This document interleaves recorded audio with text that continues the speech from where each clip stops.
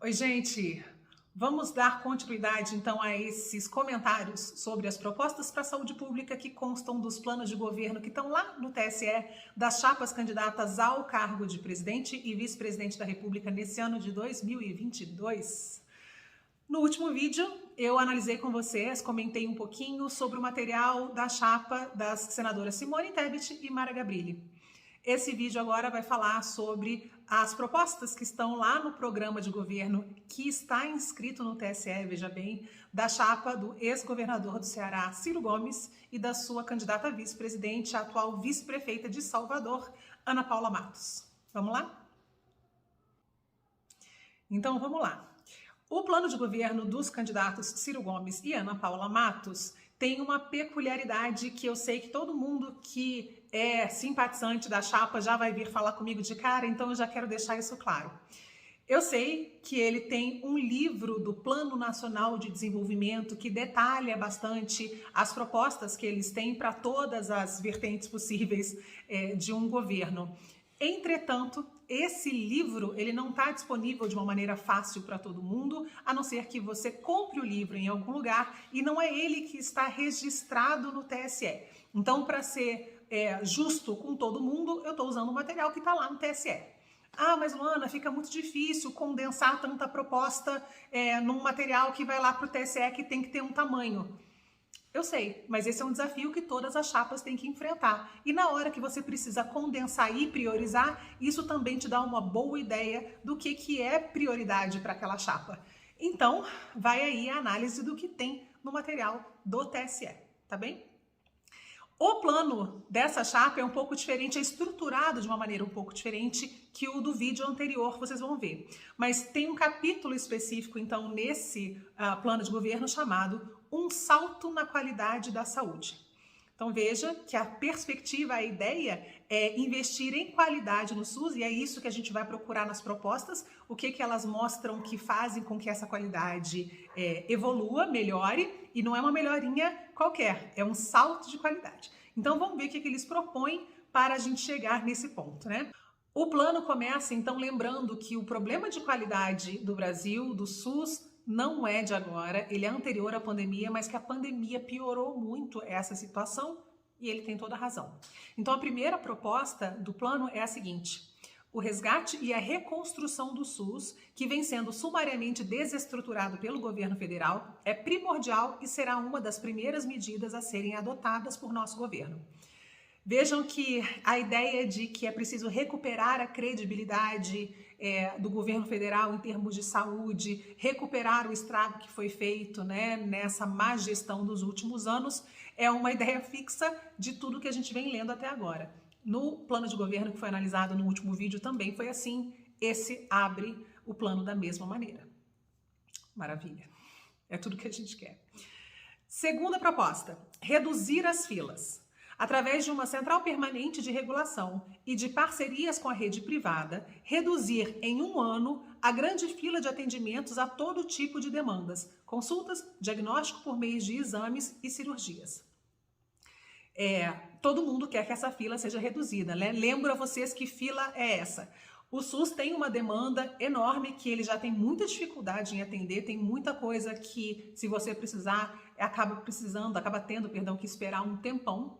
Então, já há uma demanda muito grande, natural, quase esperada do SUS, que piorou muito com a pandemia, porque nesses 2 últimos anos os recursos foram praticamente todos redirecionados para o atendimento à Covid e muita gente ficou sem o cuidado habitual ou sem diagnósticos que eram necessários.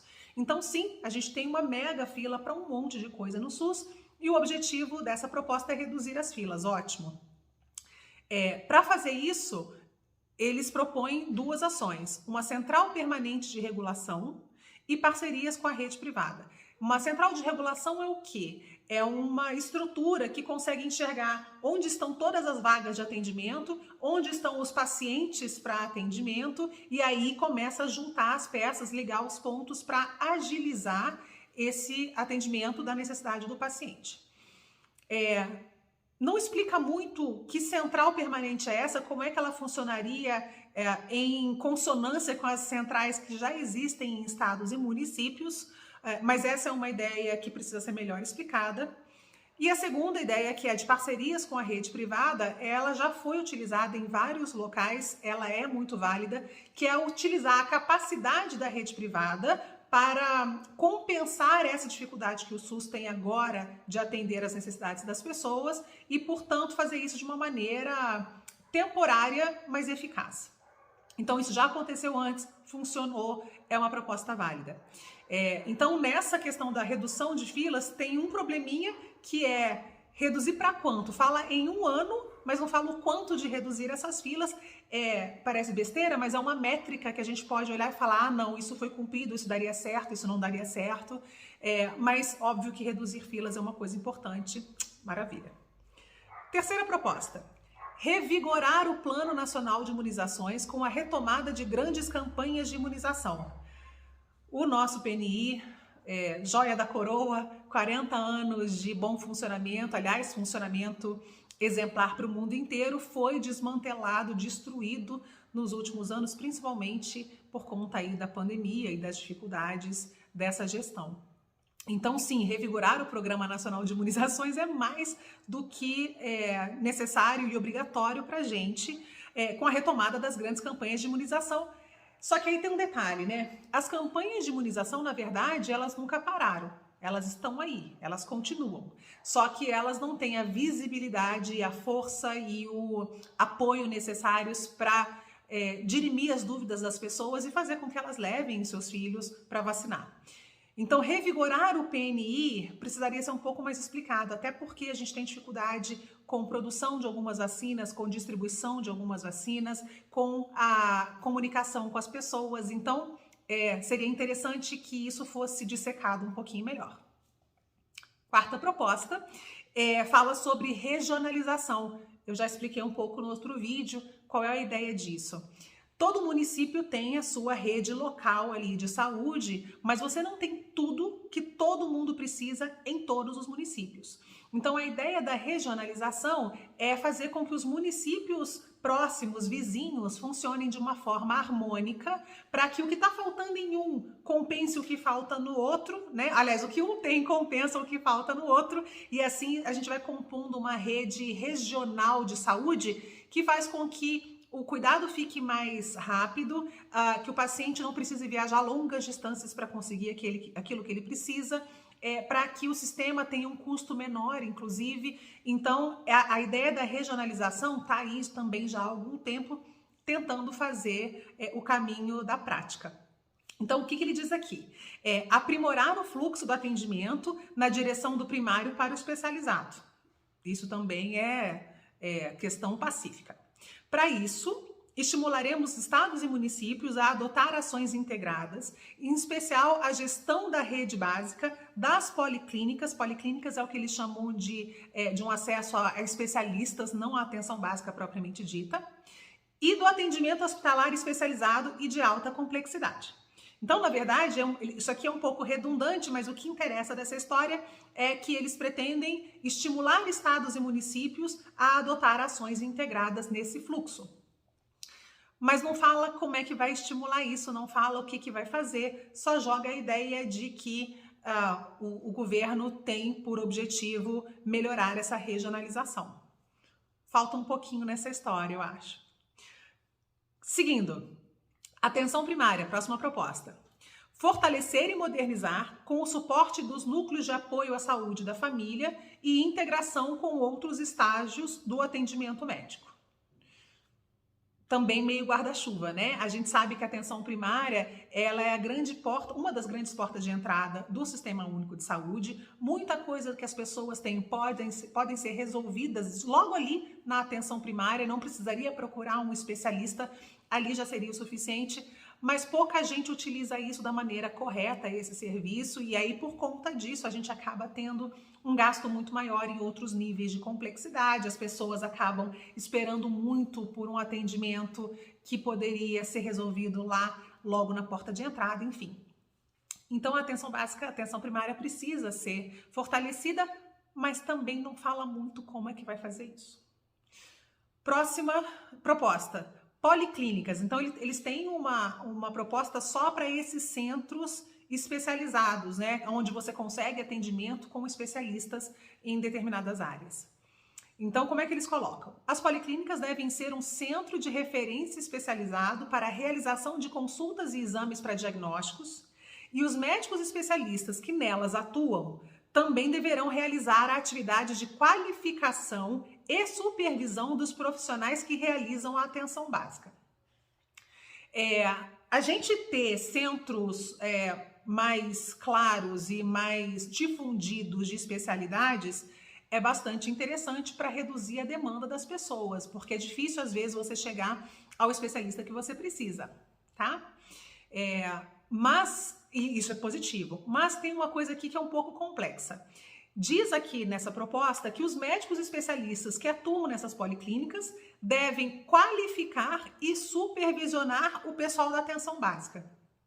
Veja, são duas áreas de atuação bastante diferentes. Muitas vezes eles nem coexistem no mesmo espaço, estão muito distantes um do outro, então eles não falam como é que essa proximidade iria acontecer, mas mais do que isso, a gente sabe que a gente tem um número pequeno de especialistas no SUS, eles estão super assoberbados, então como é que você colocaria nessas pessoas que já estão por aqui de trabalho ainda a tarefa de qualificar e supervisionar os profissionais da atenção básica? Isso é bastante difícil, bastante complexo, e eu gostaria de ouvir melhor como é que eles pretendem fazer isso de maneira que não sobrecarreguem esses profissionais que lá estão. Próxima proposta, prontuário eletrônico. É referente ao prontuário eletrônico. Então diz assim, ó: centros de referência especializados e o atendimento de alta complexidade, essa galera, né, que trabalha com coisas mais específicas no SUS, deverão estar fortemente integrados a atendimento prévio em policlínicas. Então, vocês veem que eles estão falando atenção básica, policlínicas, atenção de maior complexidade. Uma não é melhor do que a outra, tá? Estou só colocando assim em termos de complexidade de atendimento. E aí, para propiciar essa integração, deve ser instituído o registro eletrônico da saúde, que é essa questão do prontuário. Qual é o problema nesse sentido, né? Integrar esses serviços é muito mais do que só colocar um prontuário eletrônico. O prontuário eletrônico, a gente já discutiu outras vezes, é fundamental? Mas essa integração é um pouco maior do que só a instituição dessa ferramenta, então eu também gostaria de saber como é que eles pretendem fazer isso de uma maneira mais clara. Próxima proposta, supervisão e monitoramento. Então, volta para aquela ideia que se colocou da policlínica supervisionando o pessoal da atenção básica. Essa proposta diz assim, ó: as unidades de referência e de rendimento de alta complexidade com bom desempenho deverão monitorar e auxiliar as de desempenho inferior. Quer dizer, nesse mesmo nível da complexidade, quem vai melhor supervisiona e monitora quem não está indo muito bem. Mas, de novo, primeiro, isso pode gerar uma sobrecarga nesses serviços de alta complexidade que já tem uma demanda gigantesca, a gente já falou isso. E segundo, em que nível que é esse monitoramento e esse auxílio? Porque desempenhos inferiores nesse atendimento de alta complexidade podem acontecer por várias razões. Pode ser por falta de pessoal, pode ser por falta de condições técnicas, pode ser porque falta dinheiro, pode ser porque falta equipamento. Quer dizer, fica um pouco difícil de entender em que nível que isso acontece e como é que isso se integra às questões de gestão. É interessante você colocar as pessoas de diferentes níveis de complexidade para trabalhar juntas num sistema um pouco mais integrado? Claro que é, mas falta muito entender como é que isso, de novo, não vai sobrecarregar ninguém e como é que isso vai acontecer na prática, sabendo que a gente tem tantos buracos nessas dificuldades, de desempenho. Próxima proposta é referente à ciência e produção industrial.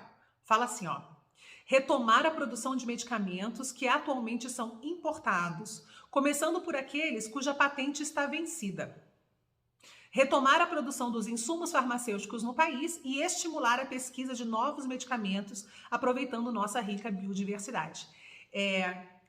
esse ponto sobre ciência e produção industrial, na verdade, também apareceu no outro programa de governo que a gente viu. Entretanto, há uma grande diferença aqui que fala sobre estimular a pesquisa de novos medicamentos, aproveitando a nossa biodiversidade. A gente perde muito em não fazer isso até esse momento, então esse é um ponto super positivo. Retomar a produção de medicamentos que são hoje somente importados, começando por essa questão de patente vencida, também é importante. Muitos medicamentos...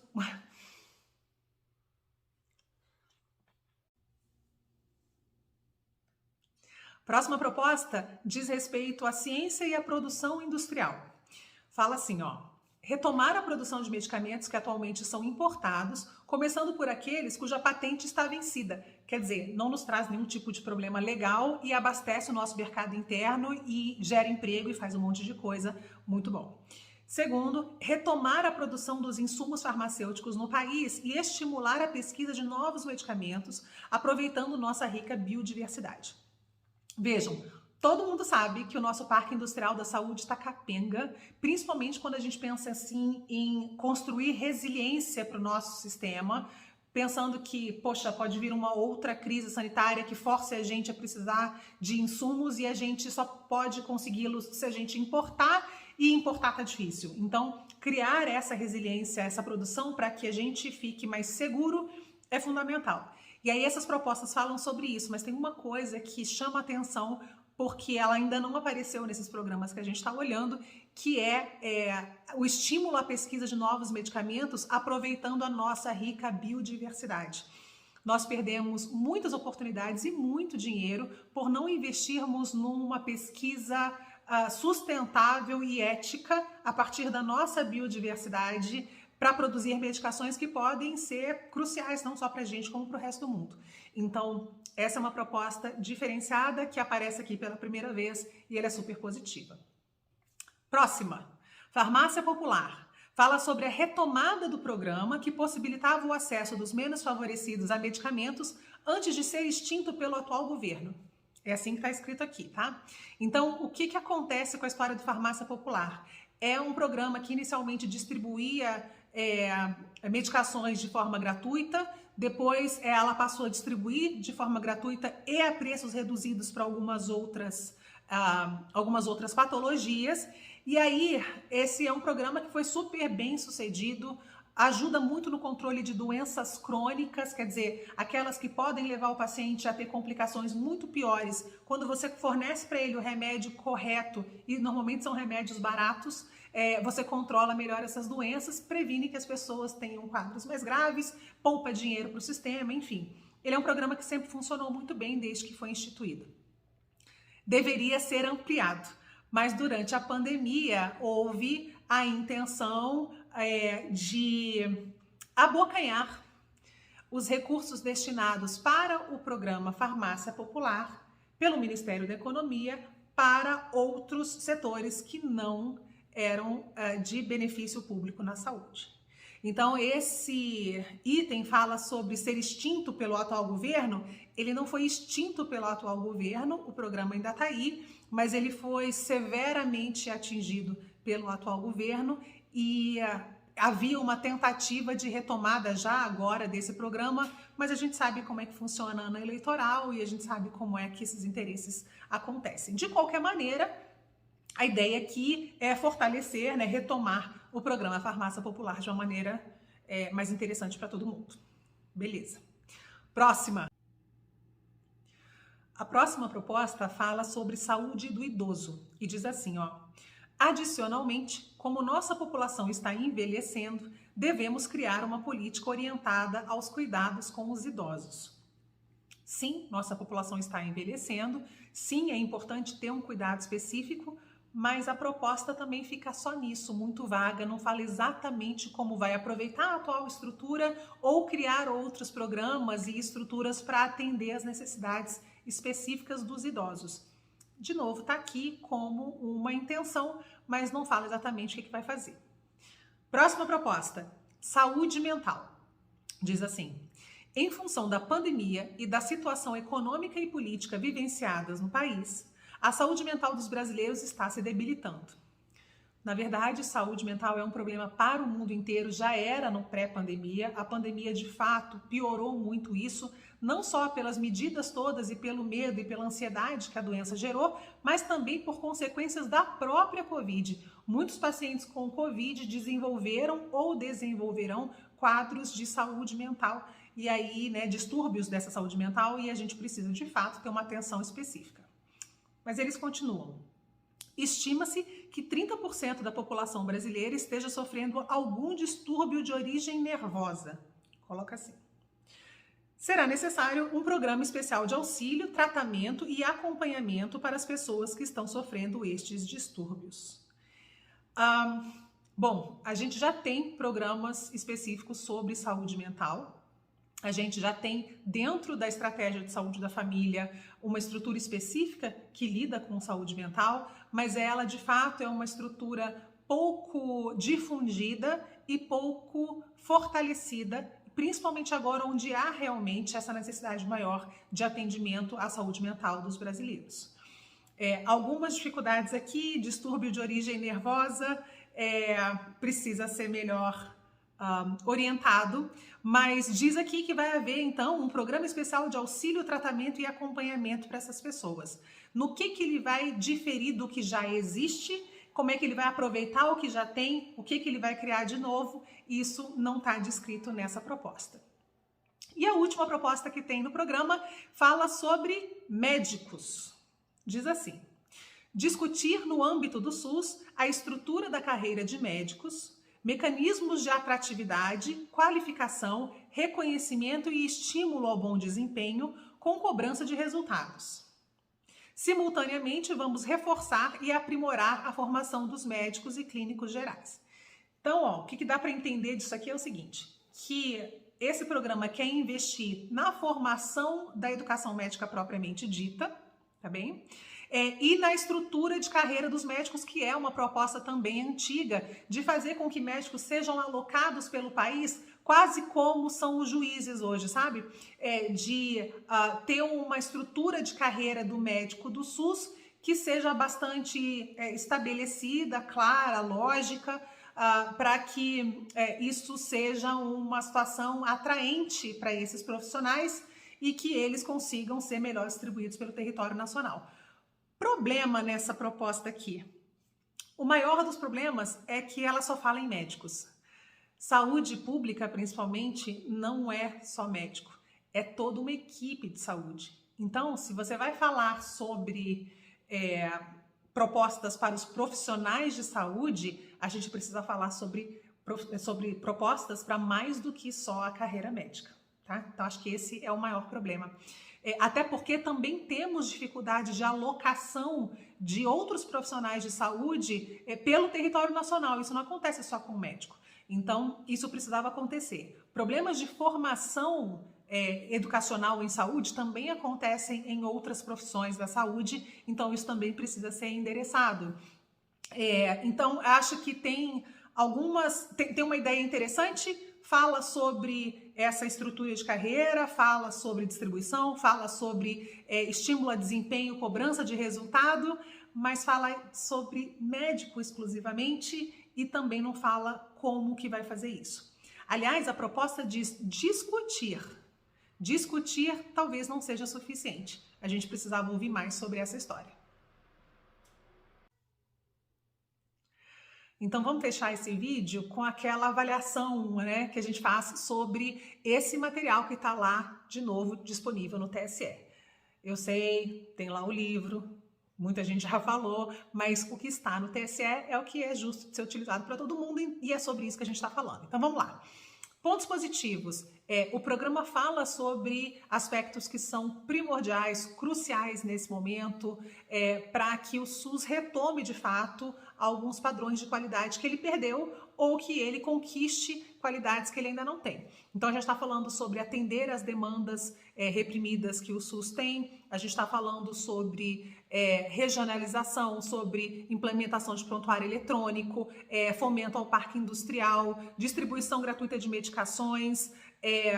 A gente está falando de saúde mental e saúde do idoso como dois programas de atenção importantes. A gente está falando de formação de classe médica, estrutura da carreira médica, então são pontos que são muito importantes e alguns deles são diferentes do programa que a gente analisou no outro vídeo. Muito bom. Questões para se pensar que podem ser melhor esclarecidas para a gente não cair num buraco, então a gente dá o benefício da dúvida. Primeiro, incorre nos mesmos problemas do outro programa por conta dessa condensação que é exigida nesse caso, de um livro com todas as propostas minuciosamente descritas para o material do TSE, que é o material que todo mundo tem acesso. Então, sim, essa condensação é perigosa e ela deixa a gente frustrado no sentido de não ter muitas informações e ter muita proposta guarda-chuva. Não fica muito claro como é que elas vão ser atingidas. Mas tem um aspecto que também é de se prestar atenção e de se pedir maiores informações, que é essa ideia da supervisão. Como é que algumas unidades supervisionarão outras unidades ou de menor complexidade ou de menor desempenho. Então tem que entender o que é desempenho, tem que entender como é que essa supervisão vai acontecer, esse monitoramento, tem que garantir que isso não vai sobrecarregar profissionais de saúde, tem que garantir que a demanda que eles precisam atender não vai sofrer nenhuma queda de qualidade ou de capacidade de atendimento, porque eles acumularão essas funções. Tem que remunerar esses profissionais de maneira a eles suportarem mais uma tarefa e nada disso está descrito nessa história. Então, seria muito interessante ouvir mais sobre isso, para a gente não cair no buraco de olhar para isso e falar, impossível, não tem jeito, vai dar ruim. Agora, tem pontos negativos que precisam ser ditos, né? Nesse programa, como ele está aí no TSE, não se fala nada sobre financiamento do SUS ou sobre gestão da ponta, né? Como é que isso vai ser feito de maneira a garantir mais recursos para o SUS e melhorar a eficiência desse gasto. Isso não está descrito ali. Tem um outro problema que é não citar a saúde da mulher como preocupação. E há uma candidata a vice-presidente mulher nessa chapa. E nada é falado nesse sentido, de novo, nesse material que está lá sobre saúde da mulher. Também não fala sobre comunicação em saúde, nem fala sobre transparência dessa comunicação para a saúde propriamente dita, o que merecia estar lá por tudo que a gente passou recentemente nesse momento da pandemia. E, por último, embora fale em valorizar a classe médica, o que é um ponto positivo, não fala sobre as outras categorias profissionais da saúde que merecem atenção semelhante. Então, nesse material, esses são pontos que são muito importantes, que deveriam estar lá e não estão. E isso é uma pergunta que, se você pretende votar nesse candidato, por exemplo, tem que perguntar para ele por que não estão e qual é a posição dele nesses, dos dois, na verdade, nesses quesitos. Tá bem? É isso, vamos embora. Lembro que os posts com essas propostas escritas estão no Instagram e que já há um vídeo sobre a proposta, os planos e as propostas de Simone Tebet e Mara Gabrilli no vídeo anterior, tá bom? Beijo para vocês e até a próxima!